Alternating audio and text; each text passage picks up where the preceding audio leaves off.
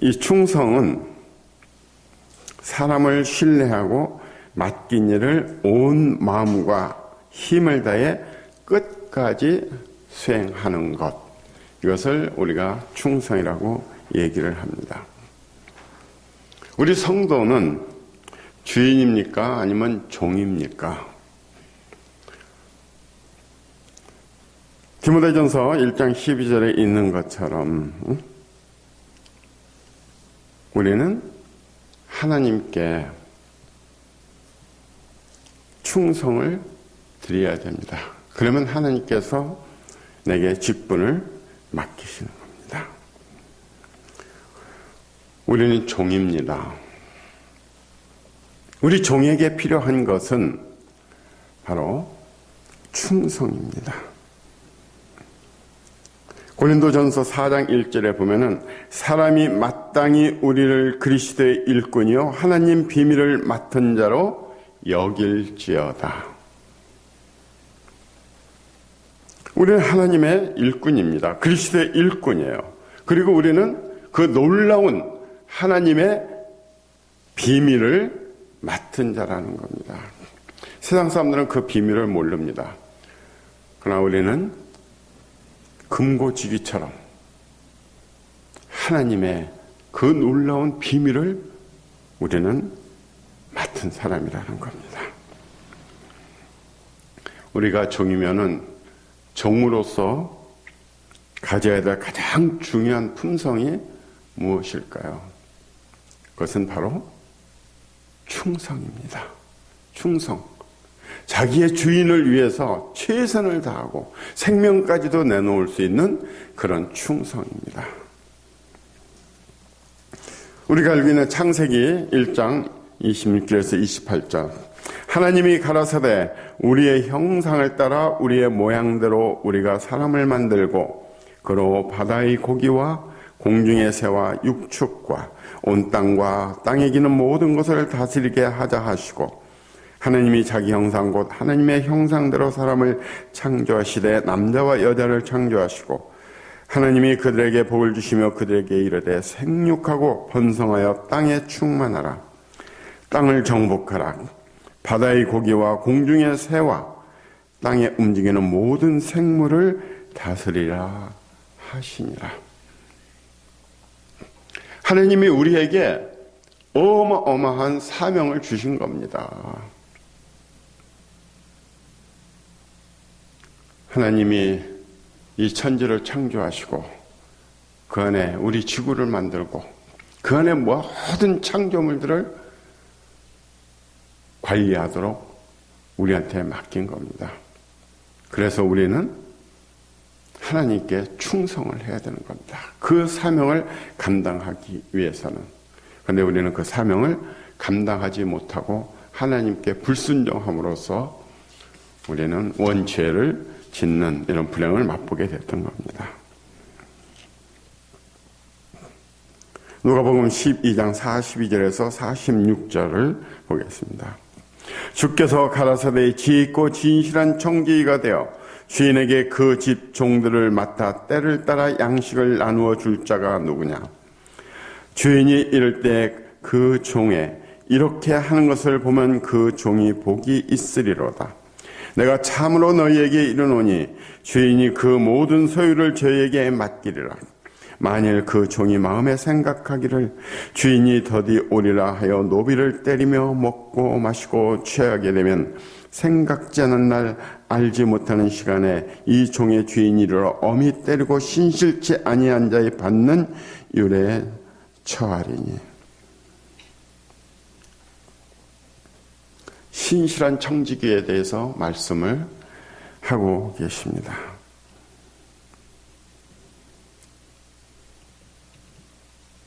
그 종이 자기 직분을 충실히 할 때 하나님께서는 그 종에게 복을 내리신다는 겁니다. 교회를 맡은 주의 종들이 하나님께 충성하면은 하나님께서 복을 주신다는 겁니다. 그러나 자기의 맡은 바 일을 제대로 하지 못할 때에는 엄히 때리고 신실치 아니한 자의 받는 율에 처한다고 말씀을 하신 겁니다. 무서운 말씀이죠. 교회를 맡은 목회자들이 가슴 깊이 새기며 자신을 돌아봐야 되는 이런 말씀입니다.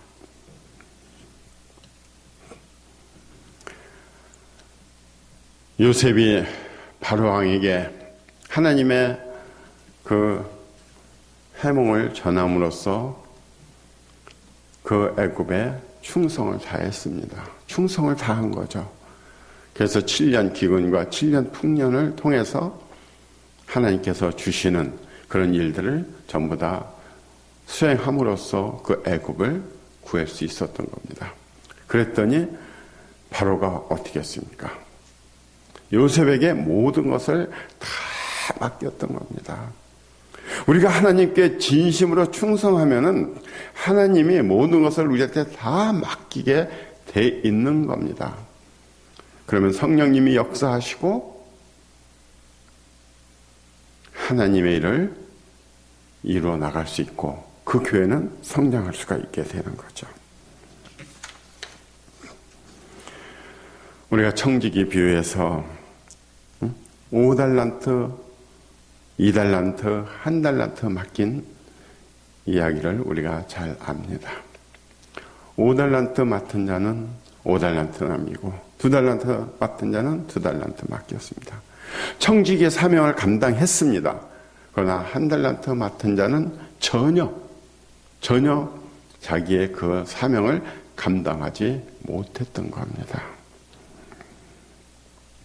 청지기 역할을 못하면 게으르고 악한 종이라고 꾸짖었던 겁니다. 지금 교회를 맡아서 이끌고 가고 있는 목회자들이 그 청지기 역할을 못하면 하나님은 게으르고 악한 종이라고 꾸짖는다는 겁니다. 이것을 깨닫지 못하기 때문에 계속해서 양을 늑탈하는 이런 현상들이 생기게 되는 거죠. 청지기 참 좋은 말입니다. 참 아름다운 말이에요. 이 청지기에게 필요한 것은 바로 그 충성이라는 겁니다. 우리는 하나님께 충성을 해야 됩니다. 사도행전 20장 24절에 보면은 나의 달려갈 길과 주 예수께 받은 사명 곧 하나님의 은혜의 복음 증거하는 일을 마치려 하면은 나의 생명을 조금도 귀한 것으로 여기지 아니하노라.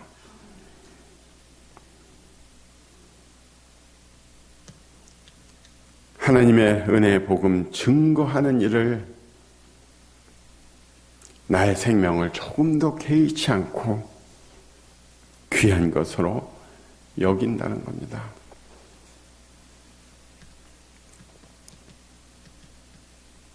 우리는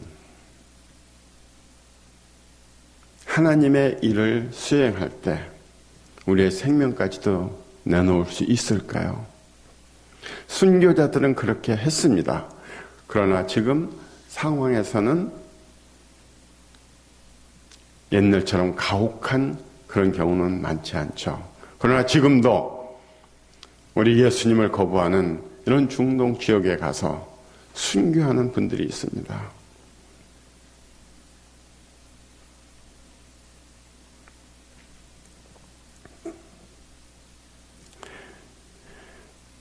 미래는 진정한 리더를 요구한다라는 책을 제가 보니까 191페이지에 그런 얘기가 써 있습니다. 헌금에 관한 얘기입니다. 이 헌금, 우리는 헌금 얘기를 무척 두려워하고 있습니다. 그런 시대가 돼버렸어요.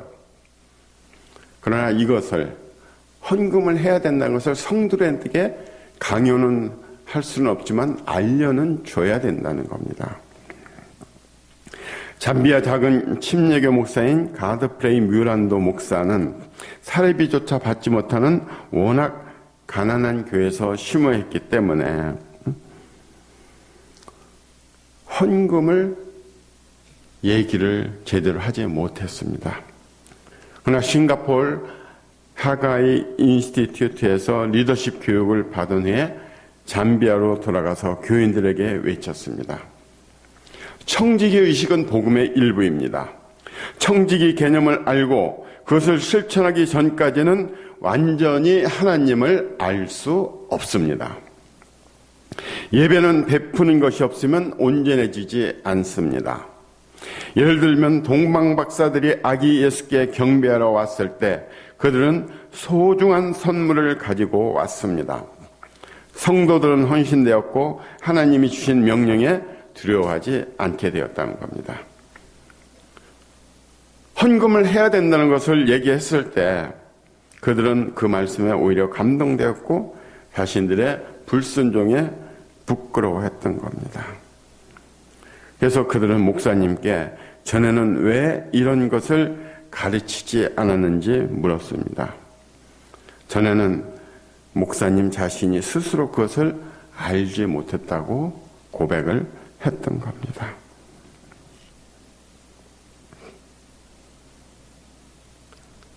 행복한 교회나 맑은 샘 교회나 이렇게 기도할 때 기도하는 사람들이 기도하면서 하나님 앞에 작은 물질이라도 그 물질을 드리면서 기도한다는 게 정말 선각자적인 깨달음이라고 생각합니다.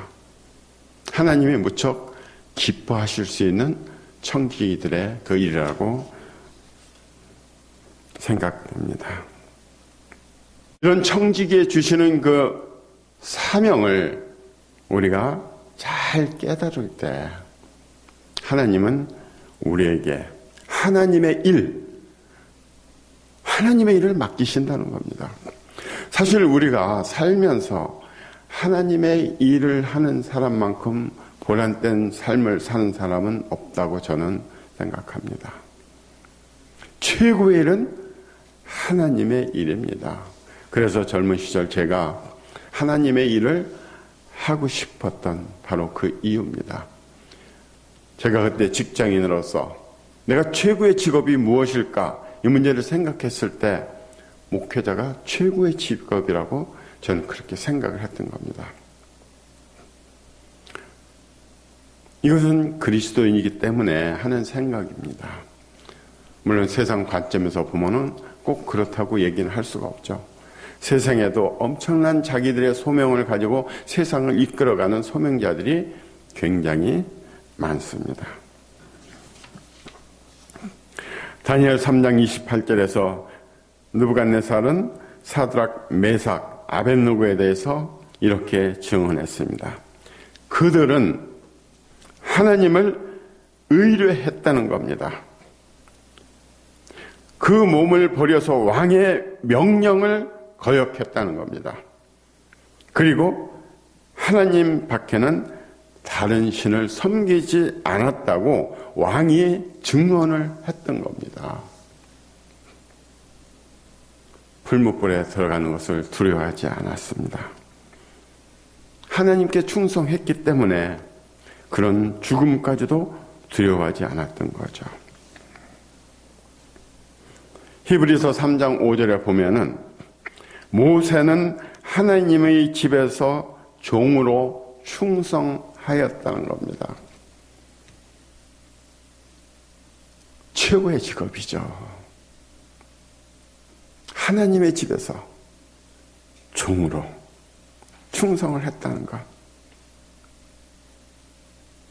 그 일을 성실히 해놨던 겁니다. 얼마나 하나님이 기뻐하셨겠습니까?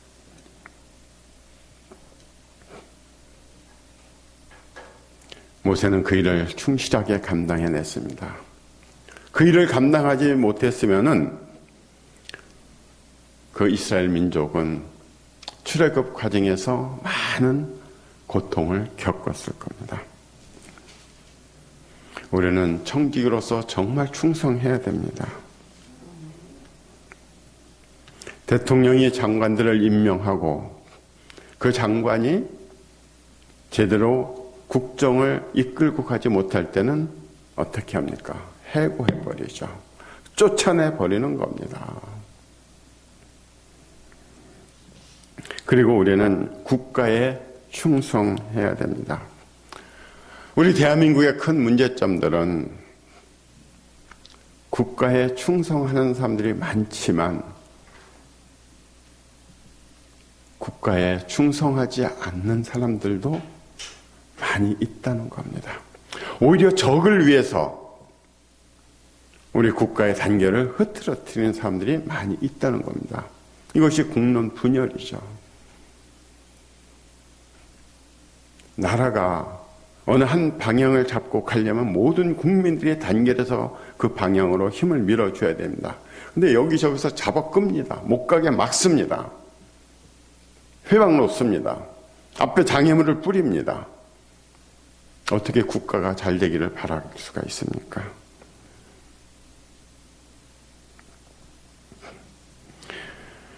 적이 제일 무서워하는 것은 국민의 단결력, 충성입니다. 무기가 부족해도 그 충성심, 단결력 있는 적은 쉽게 무너지지가 않습니다. 친일에는 죽을지언정 결코 항복하지 않는다. 이 충성이라는 것은 때로는 우리의 생명을 내놔야 되는 겁니다. 내가 누릴 거 다 누리면서 충성은 할 수가 없습니다. 내 것을 바쳐야 됩니다. 주의 정도는 하나님께 바쳐야 됩니다. 이 친일에는 죽을지언정 결코 항복하지 않는다는 얘기는 1815년 워털루 전쟁에서 나폴레온이 엘바섬에서 탈출한 뒤에 마지막 전투를 하게 되는 겁니다. 여기서 나폴레옹은 패했어요. 그때 웰링턴 공작이 항복을 권유했습니다. 친일에. 그때 친일가 한 얘기입니다. 우리에게는 죽음이 있을지언정 우리는 항복이라는 그 치욕은 받을 수 없다. 정말 훌륭한 충성심입니다.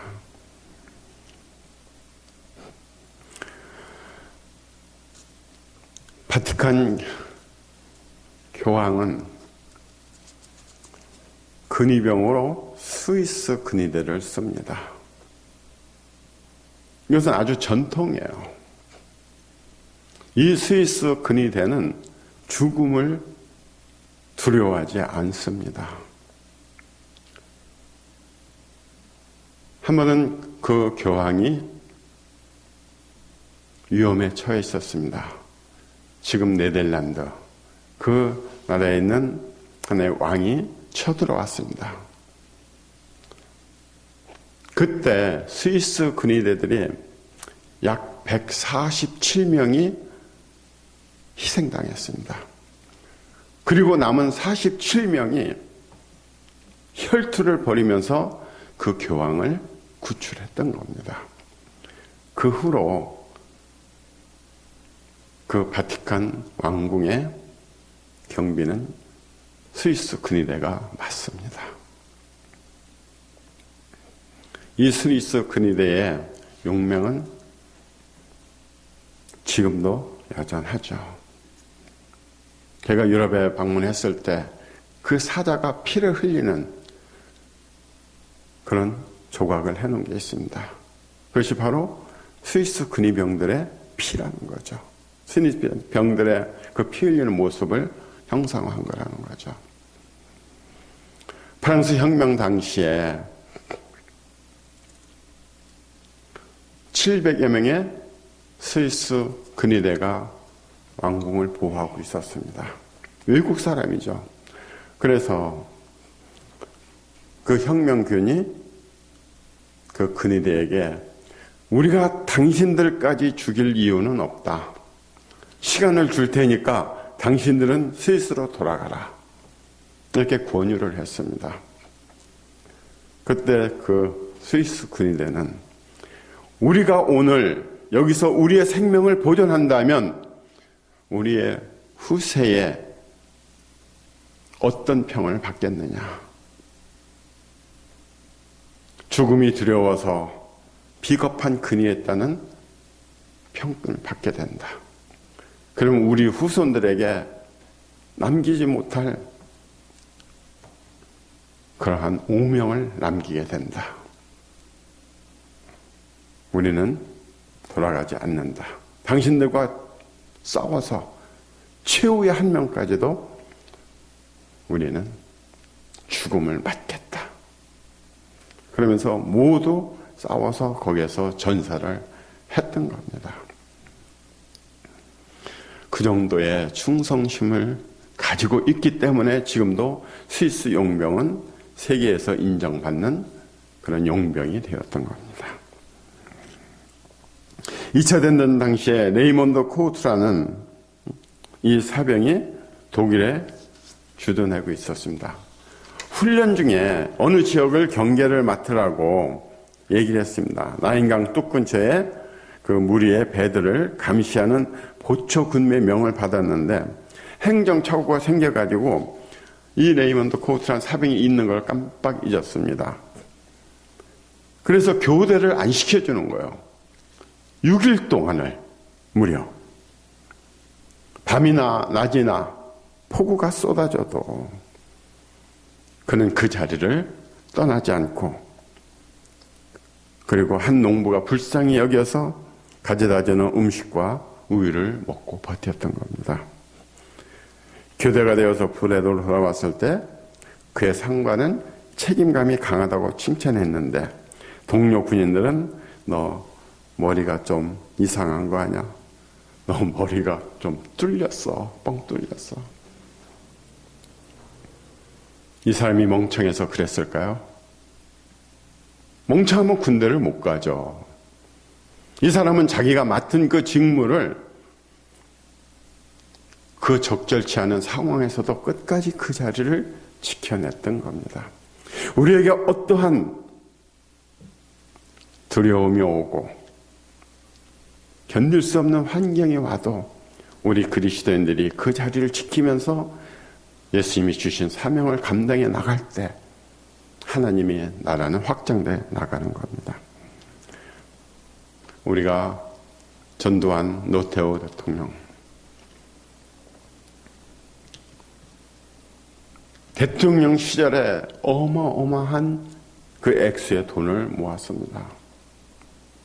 참 이해가 안 돼요. 어떻게 그럴 수 있는지. 저는 이것이 바로 그들이 대통령 아무리 높은 자리라고 해도 그것은 청직입니다. 국민들을 섬겨야 되는 청직이에요. 그 청직의 역할을 못했기 때문에 도둑질을 한 겁니다. 자기의 금고를 채우려고 했던 겁니다. 그들이 정말 청직의 정신을 갖고 있었다면 그런 많은 돈을 모으는데 혈안이 됐겠습니까? 청직의 의식이 없었던 겁니다. 개인의 삶에 충실해야 됩니다. 자기 삶에 충실해야 돼요. 성실하게 돼요. 아버지로서, 남편으로서, 아내로서, 엄마로서, 자녀로서 자기의 일에 충실해야 됩니다. 자기 가정, 자기 직업에도 충실해야 됩니다. 경기가 불황인 시절에 한 회사에서 정문을 담당하는 경비를 채용하기로 했습니다. 워낙 불황인데라 요즘처럼 고학력자들이 몰려들었던 겁니다. 근데 시험을 치르는데 그 시험 문제가 메이데이라는 문제였습니다. 메이데이. 고학력자들에는 별 문제가 없습니다. 5월 1일 노동절이지 않습니까? 고학력자들은 빽빽하게 전부 다 썼습니다. 그런데 학력이 낮은 사람들은 그 말이 무슨 말인지를 잘 모르는 거죠. 그래서 그 중에 한 사람은 백지를 내버렸습니다. 야, 이런 상황에서 경영자는 누구를 채용할까요? 머리가 좋은 고학력자들이었을까요? 아니요. 바로 그 백지를 낸 그 응시생이었던 겁니다. 경비가 하는 일은 단순합니다. 들어오는 차들 적고 나가는 차들 확인하고 외부 사람들이 함부로 못 들어오게 하고 아주 단순 직업이에요. 그런 단순 직업을 단순하게 처리하면서 충성할 수 있는 그런 사람이 필요한 것이지, 거기서 고학력자, 메이데이라는 말을 유창하게 전부 다 설명할 수 있고 쓸 수 있는 이런 사람은 필요하지 않았다는 겁니다. 디모데후서 2장 2절에 보면은 또 내가 많은 증인 앞에서 내게 들은 바를 충성된 사람들에게 부탁하라. 저희가 또 다른 사람들을 가르칠 수 있으리라. 충성된 사람들에게 부탁하라는 겁니다. 충성하지 못하는 사람한테 우리가 어떻게 부탁을 합니까? 일을 맡겨놓으면 엉망으로 처리하는 사람한테 우리가 무슨 일을 맡길 수가 있겠습니까? 어느 조직이든 그 조직에 3명의 충성된 사람만 있으면은 그 조직은 살아납니다. 교회 충성된 일꾼 3명만 있어도 그 교회는 일어나게 되어 있습니다. 그래서 목회자들은 목회를 할 때 자기 혼자 다 하려고 하는 그런 어리석은 행동을 해서는 안 됩니다. 자기가 최고라고 생각해서는 안 됩니다. 자기보다 더 나은 하나님의 종 3명을 세워야 됩니다. 그들에게 맡기면은, 위임하면은, 이것을 우리가 임파워라고 합니다. 맡기면은 그 교회는 정말 견고하게 이끌어갈 수가 있게 되는 겁니다. 각각 은사를 받은 대로 하나님 각양 은혜를 맡은 선한 청지기같이 서로 봉사하라. 모든 것을 다 잘하기를 요구하면 안 됩니다. 은사가 다 달라요. 사람마다 자기의 재능이 다릅니다. 타고나는 무기를 가지고 있습니다. 그 은사들을 각자가 맡아서 각자가 수행해야 됩니다. 모든 것을 다 잘하기를 바라지 말고 그 잘하는 분야를 맡겨서 선한 청지기같이 서로 봉사하게 하라는 겁니다. 그래서 목회자들은 교인을 잘 알아야 됩니다. 그 사람이 어떤 재능이 있는지를 파악해서 그 일을 맡겨야 됩니다. 그러면 그 성도는 그 일이 자기에게 주어졌을 때 큰 기쁨을 갖게 되는 겁니다. 자기를 신뢰하고 믿고 하나님의 일을 맡겨주신다는 그 기쁨이 넘쳐서 그 일을 감당하게 되는 겁니다. 200~300명 정도면은 그것이 파악됩니다. 2000명? 2만명? 그 모든 성도의 재능을 파악합니까? 그때부터는 조직 관리에 들어가게 되는 겁니다. 조직 관리. 교인들이 자기의 재능을 충분히 발휘할 수가 없습니다. 그러니까 삐거덕대기 시작하는 겁니다. 200~300명의 교회가 가장 좋다고 하는 이유도 바로 이런 것들이 있기 때문입니다. 충성에 관한 성경 말씀을 보겠습니다. 충성된 사자는 주인의 마음을 시원하게 하고, 잠언 25장 13절. 자기가 일을 부탁했을 때 자기 회사 직원들이 정말 일을 잘 처리했을 때 그 사장의 마음은 정말 시원합니다. 탁 트여버리죠. 하인들한테 일을 맡겼더니 깨끗하게 해치웠어요. 그 주인의 마음이 얼마나 기쁩니까? 성도들에게 일을 맡겼어요. 너무 잘 처리했어요. 그 목회자의 마음이 얼마나 시원하겠습니까?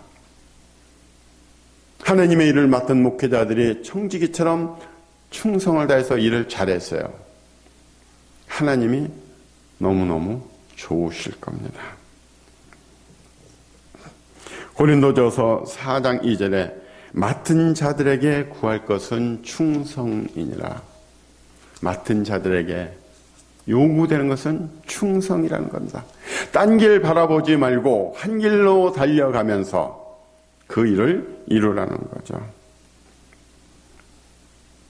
갈라디아서 5장 22절 성령의 열매는 충성이 나옵니다. 그리고 온유와 절제가 따르죠. 마태복음 25장 21절 적은 일에 충성하였음에 많은 것을 내게 맡기리니. 그래서 고전에 보면은 그 사람을 알아보기 위해서는 작은 일들을 맡겨보는 겁니다. 돈도 맡겨보고 일처리를 맡겨보고 그 일을 잘 했을 때 크게 등용해서 쓰라는 그런 인사법이 나옵니다. 사람을 고용하는 법이. 하나님은 작은 일에 충성하는 사람에게 큰 일을 맡기시는 겁니다. 예수님께서는 하나님께 충성을 하셨어요.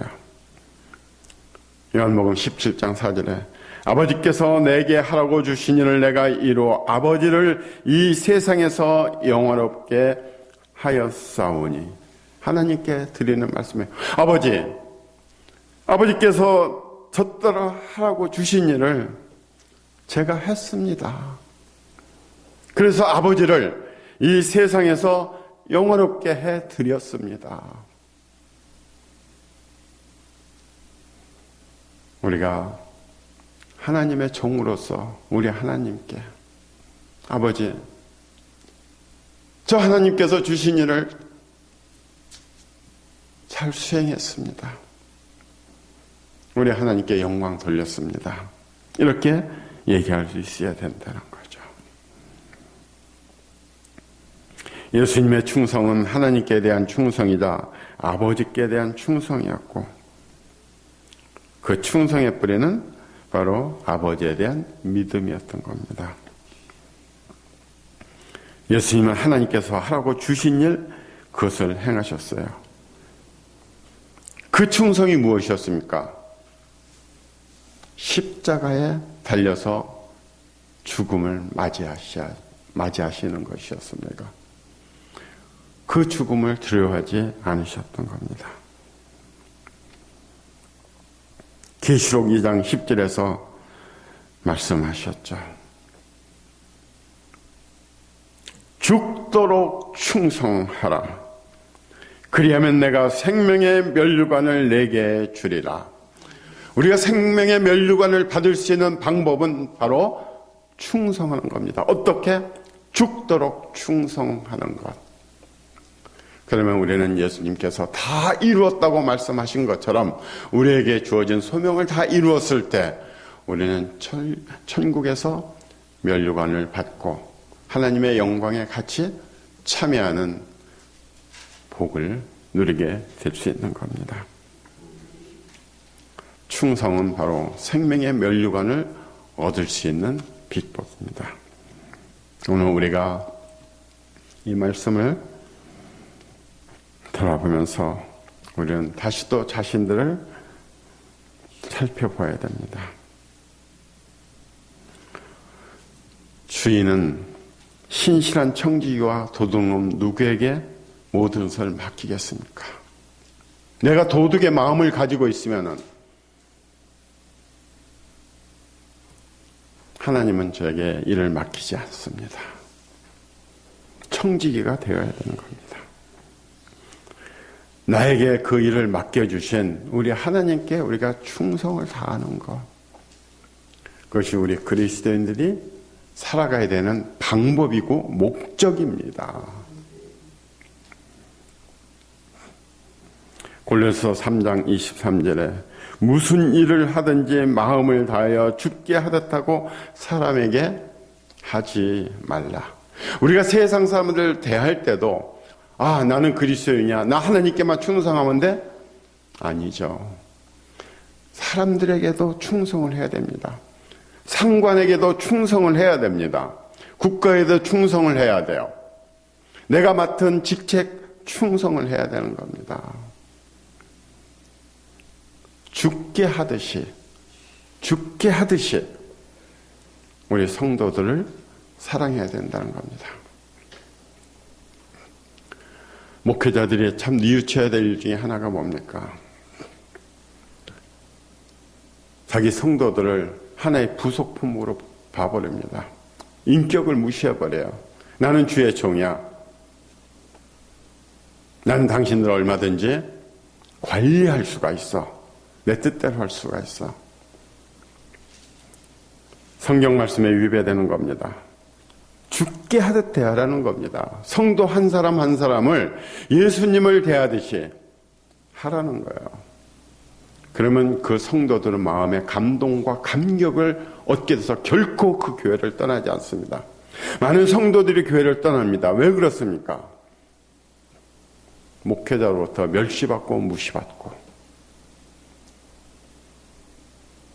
주를 예수님이라면 우리가 그렇게 대하겠습니까?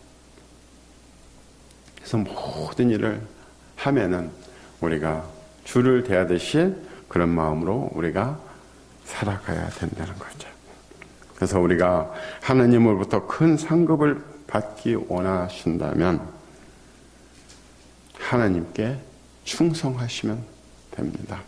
이 세상 일도 충성해야 됩니다. 그러나 우리의 궁극적인 목표는 생명의 면류관, 우리가 천성에 이르는 겁니다. 우리 그리스도인들의 목표는